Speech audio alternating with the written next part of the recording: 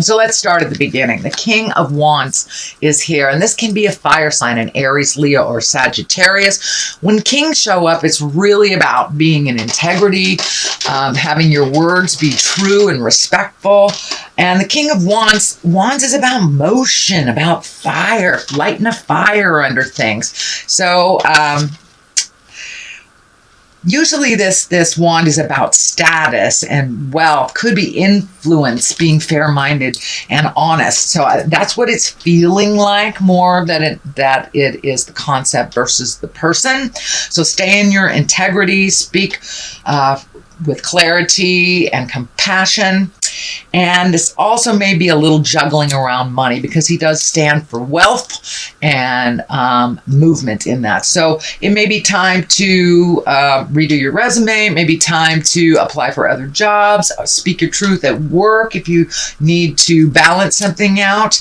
But it does feel like this has something to a little bit to do with money as well, but speaking your truth. What crosses you here is this Knight of Swords. Knights also want forward motion, and he is going in that forward direction. So this Knight of Wands, Knight of Swords. Swords are about communication. And this could be news about money. Usually good news about material things. So keep being diligent about balancing your money, paying off your bills, speaking what you need to speak. If you don't like your job that you're in, apply for a new one, ask for a raise. It does feel like now is the time. You do have the World, which is like completing a cycle. So, jump in there and say what you got to say, and let Spirit take it to that next level for you. But it does look like some good news about money is coming.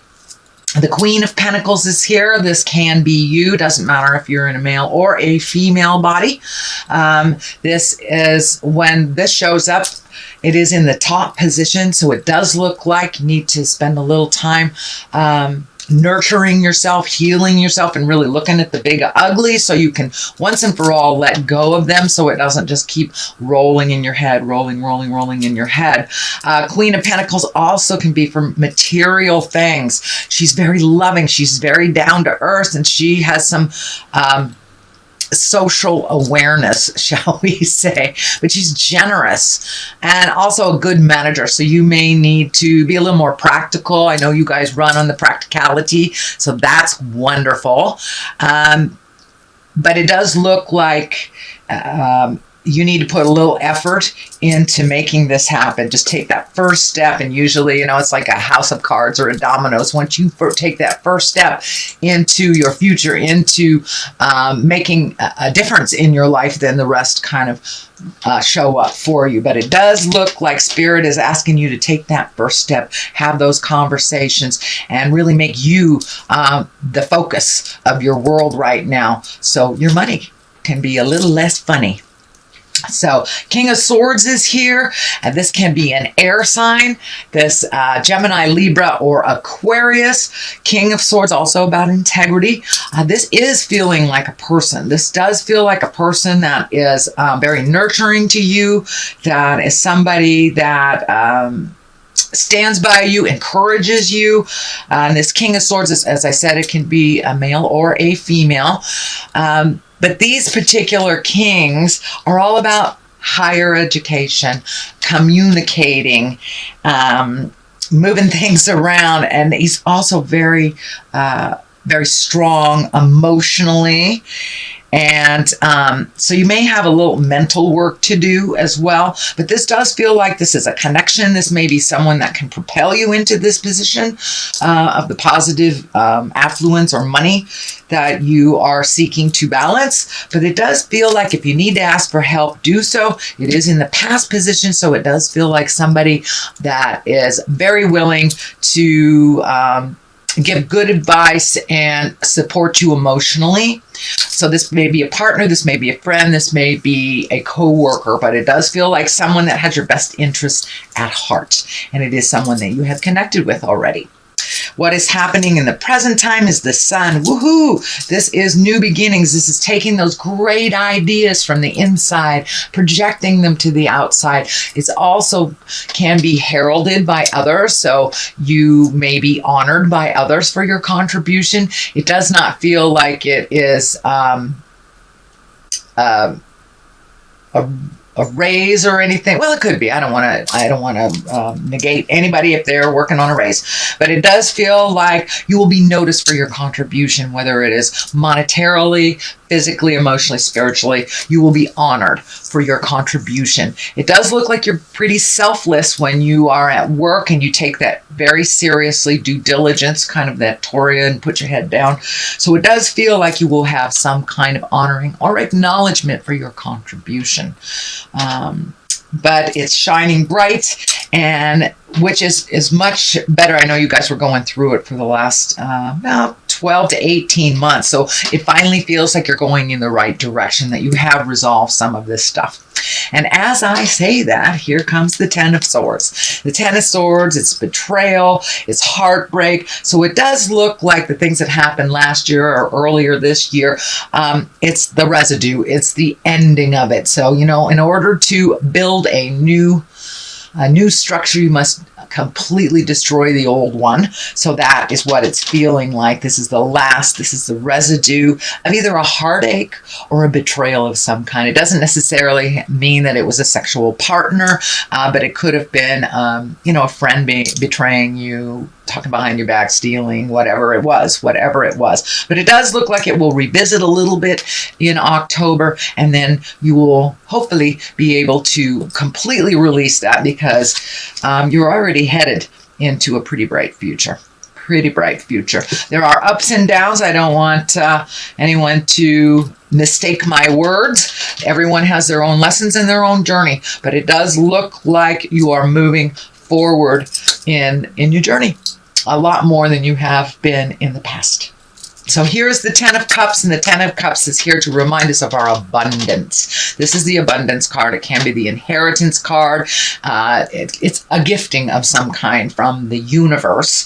It also, the cups are all about emotion. So this is a positive motion into your future. This is gifting you. You may have inherited something. This may also have been someone is aiding you or helping you while you are kind of looking at this money stuff right now. So it does look like things are looking up, that your abundance is opening up. You're being gifted by the universe. This doesn't necessarily mean financial. You could just have a windfall of friends that tell you I love you one day, and what a great gift that is. Money can't buy that. So it does look like you have increased your abundance. It is in the basis of all this. So as you're working through this, you're keeping in mind that you are enough, that you are on the right path. So doesn't mean the struggle will be any less realer, but it does mean that you will be validated, and that you have a lot of people that really care about you and are telling you so.